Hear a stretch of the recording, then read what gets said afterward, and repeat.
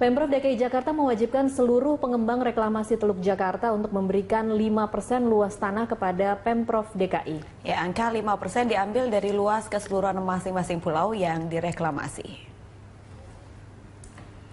Ahok menyatakan dari luas tanah 5% itu akan dibangun rumah susun untuk pekerja yang membantu penghuni pulau buatan tersebut. Dana pembangunan rusun diambil dari 15% setiap transaksi unit penjualan yang dilakukan pengembang reklamasi. Selain itu, dana yang terkumpul juga diharapkan bisa membantu biaya pembangunan infrastruktur lainnya di ibu kota.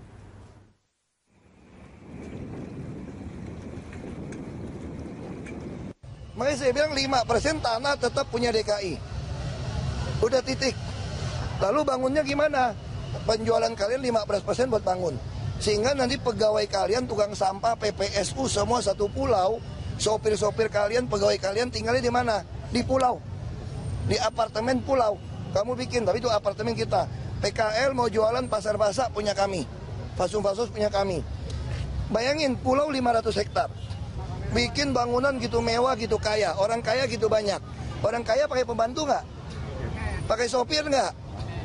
Kebersihan. Bisa nggak pegawai-pegawai itu? Teman-teman. Sementara itu Gubernur DKI Jakarta menganggap tidak aneh dengan tertangkapnya anggota DPRD DKI Jakarta M. Sanusi dalam operasi tangkap tangan KPK. Ahok menilai Sanusi tidak pernah melaporkan harta kekayaannya dan juga Sanusi diketahui selalu bergaya hidup mewah. Hidupnya mewah aja, jam tangannya miliaran. Saya ketemu mobilnya miliaran semua. Semua mobil yang kelas atas dia punya. Ya saya nggak tahu, mungkin dia orang kaya kali. Ya, berapa penghasilannya, gaya hidupnya. Jadi nggak usah banyak ngomong gitu loh. Nah sekarang LHKP-nya kagak lapor gimana coba? Kamu cek aja tuh Sanusi sama Taufik lapor LHKP enggak? Agak naik S-Class, Range Rover, Jaguar. Ya kan, Alfa tuh ada kelas atas lah, Mercy yang V-Class, ya susah kita ngomong. Hari ini akan segera merilis informasi mengenai operasi tangkap tangan yang mereka lakukan kemarin yang melibatkan anggota DPRD DKI Jakarta. Kami langsung bergabung bersama rekan-rekan kami, ada Syahzawi Sastro dari Gedung KPK Jakarta dan Laila Zahra dari Gedung DPRD Jakarta. Saya akan ke Syahza terlebih dahulu. Syahza, setelah merilis informasi kasus PTBA yang merupakan BUMN, kapan KPK akan merilis informasi tangkap tangan yang melibatkan anggota DPRD DKI Jakarta? Ya, Zakia, tadi memang pada konferensi pers yang tadi pagi dilakukan, memang pimpinan KPK Agus Raharjo menyatakan bahwa nanti sore rencananya akan dilakukan kembali konferensi pers ini terkait dengan operasi tangkap tangan yang dilakukan malam tadi yang telah mengamankan satu orang Ketua Komisi D DPRD DKI Jakarta Muhammad Sanusi. Memang Muhammad Sanusi ini tadi malam diamankan oleh KPK bersama dengan juga mobil mewahnya, yaitu dengan merek Jaguar dan beberapa dokumen yang diduga ini memang merupakan untuk dilakukannya penyelidikan lebih lanjut. Namun hingga saat ini kami belum mengetahui kasus apa yang membelit Ketua Komisi D DPRD DKI Jakarta ini, maksud kami Muhammad Sanusi. Dan Muhammad Sanusi ini merupakan anggota fraksi Partai Gerindra yang berada di DPRD DKI Jakarta, dan Muhammad Sanusi ini masuk dalam daftar bakal calon gubernur dari Partai Gerindra. Dan selain itu juga informasi ditahannya Muhammad Sanusi telah dibenarkan oleh istrinya dan juga rekan-rekannya dari Partai Gerindra. Dan diketahui juga Sanusi ini hingga saat ini belum menyerahkan laporan harta kekayaannya kepada Komisi Pemberantasan Korupsi.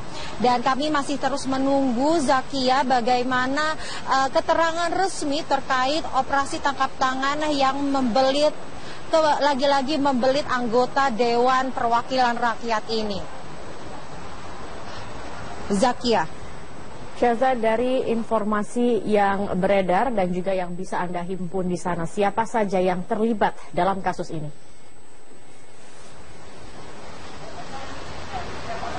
Ya, Zakia, untuk informasi mengenai siapa saja yang terlibat dalam kasus OTT KPK ini, kami hingga saat ini belum dapat memberikan informasi. Namun kemarin malam KPK telah melakukan penyegelan terhadap beberapa ruangan di DPRD DKI Jakarta.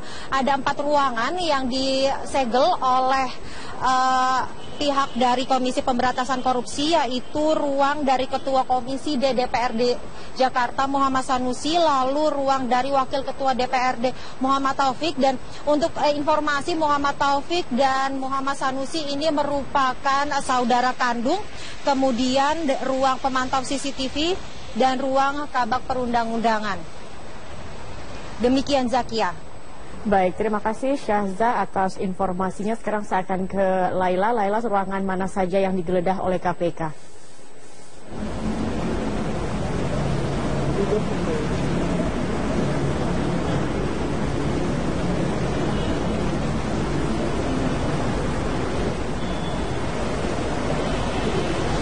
Ya, Zakia dan Robert, pasca ditangkapnya Ketua Komisi D DPRD DKI Jakarta Muhammad Sanusi oleh KPK melalui operasi tangkap tangan kemarin malam, KPK melakukan penyegelan terhadap sejumlah ruang kerja di DPRD DKI Jakarta. Ada 4 ruang yang disegel oleh KPK, yaitu ruang Ketua Komisi D DPRD DKI Jakarta Muhammad Sanusi yang terletak di lantai 1, ruang kabak perundang-undangan Sekretariat DPRD yang terletak di lantai 5, ruang kerja Wakil Ketua DPRD DKI Jakarta dari fraksi Gerindra yaitu Muhammad Taufik, ya ini kakak kandung dari Muhammad Sanusi, di lantai 9, dan ruang kontrol CCTV. Sebagaimana terlihat, ruang kerja Ketua Komisi D terlihat tertutup rapat dan diberi garis KPK dengan tulisan dilarang melewati garis batas. Kondisi yang sama juga terjadi di ruang kerja Muhammad Taufik, namun yang membedakan adalah adanya penjagaan yang ketat dari ruang kerja M. Taufik dan juga ruang kontrol CCTV serta ruang kabak perundang-undangan DPRD DKI Jakarta. Tidak ada aktivitas tetap berjalan seperti biasanya di gedung DPRD DKI Jakarta, tidak ada yang berbeda dari hari biasanya. Zakia dan Robert. Iya, Laila, dengan adanya penggeledahan ini apakah mengganggu aktivitas Dewan di sana?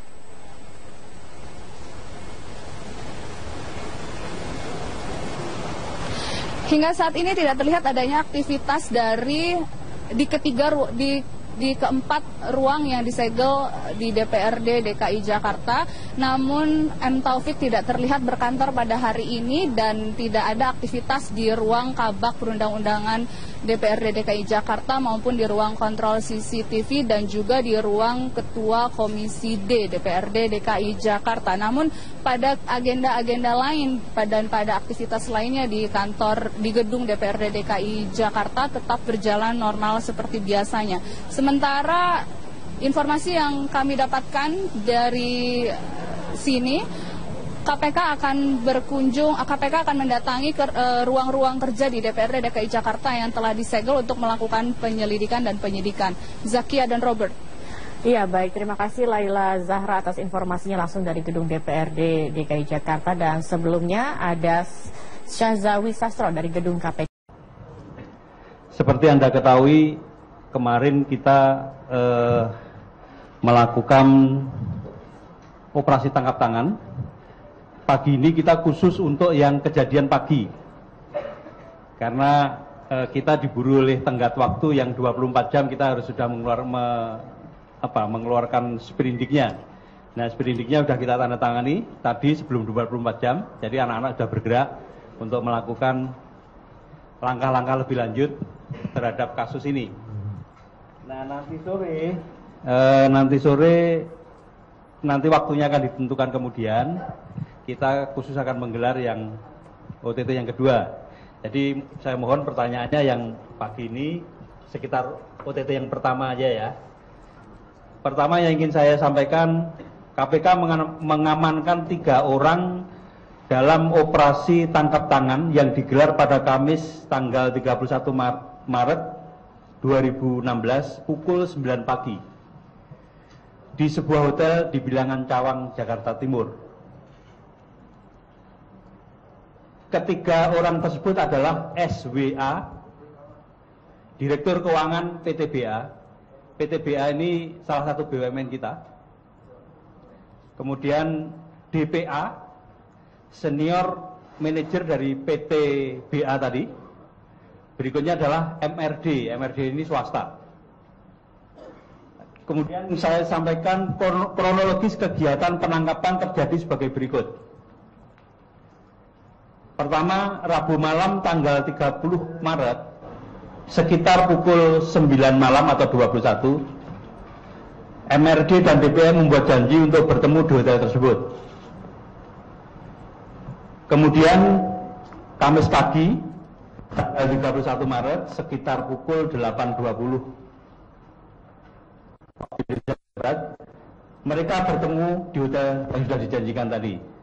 Saat terjadi penyerahan dari DPA ke MRD, dilakukan di lantai 1 toilet pria. Setelah penyerahan, keduanya keluar dari hotel dan kembali ke mobil masing-masing. Saat penangkapan ditemukan uang sejumlah US dollar 148.835 yang terdiri dari 1.487 pecahan 100 dolar dan 1 lembar pecahan 50 dolar, 3 lembar pecahan 20 dolar, 2 lembar pecahan 10-an dolar, kemudian 5 lembar pecahan 1 dolar.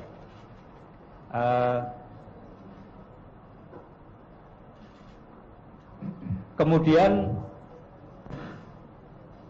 pemberian tersebut diduga untuk menghentikan penyelidikan atau penyidikan tindak pidana korupsi pada PTBA di Kejaksaan Tinggi DKI Jakarta. Setelah melakukan pemeriksaan 1 kali 24 jam pasca penangkapan, KPK telah melakukan gelar perkara. KPK memutuskan untuk meningkatkan status penanganan perkara ke penyidikan sejalan dengan penetapan 3 orang tersangka. Suratnya sudah kami tanda tangani. Ya, jadi sebelum 24 jam surat penyidikan itu sudah kami tanda tangani. Nah, ini adalah bukti yang kita dapatkan pada waktu penyerahan itu. Mungkin ditampilkan aja, Dik. Setelah ini atau salah juga dulu ya? Iya, Pak, salah juga dulu. Nah, terhadap ketiga tersangka disangkakan pasal 5 ayat 1 huruf A Undang-Undang Nomor 31 Tahun 99 tentang pemberantasan tindak pidana korupsi sebagaimana telah diubah Undang-Undang Nomor 20 Tahun 2001 tentang perubahan atas Undang-Undang Nomor 1 Tahun 99 tentang pemberantasan tindak pidana korupsi Jo pasal 55 ayat 1 ke 1 KUHP pidana atau pasal 5 ayat 1 huruf A Undang-Undang Nomor 1 Tahun 99 sebagaimana telah diubah dengan Undang-Undang Nomor 20 Tahun 2001 tentang perubahan atas Undang-Undang 31 Jo pasal 55 ayat 1 ke 1 Jo pasal 53 ayat 1 KUHP pidana. Kemudian yang perlu Anda catat juga, semalam telah dilakukan pemeriksaan awal saksi terhadap 2 orang dari Kejaksaan Tinggi DKI, yaitu Bapak SS dan Bapak TS. Malah selesai pemeriksaannya jam 5 pagi. Kemudian perlu saya apresiasi teman-teman dari Kejaksaan karena operasi ini berhasil dilakukan atas kerjasama yang baik antara Kejaksaan Agung dan KPK. Dan untuk langkah selanjutnya bisa saja kasus ini